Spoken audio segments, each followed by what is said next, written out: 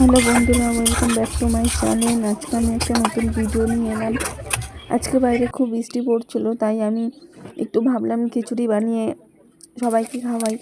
তো দেখো আমি খিচুড়িটা কী করে বানাচ্ছি।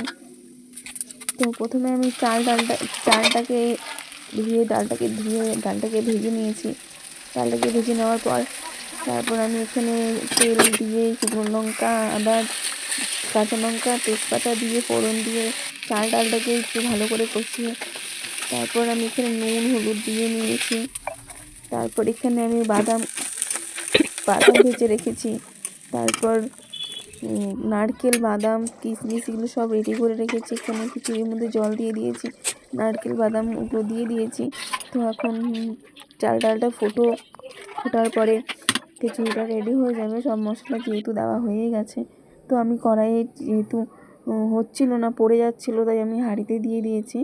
তো এখন হয়ে গেলে আমাদের সবজিটাও হয়ে গেছে। আমাদের। আর এদিকে খিচুড়িটা প্রায় হয়েই গেছে। তো দেখো তোমরা, আমার রেসিপিটা যদি ভালো লাগে তাহলে কমেন্টে নিশ্চয়ই বলে দিও।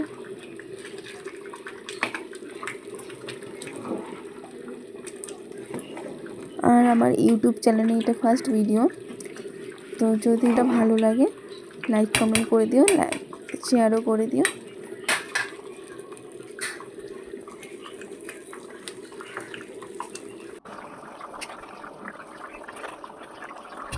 দেখো আমার খিচুড়িটা হয়ে গিয়েছে এখানে।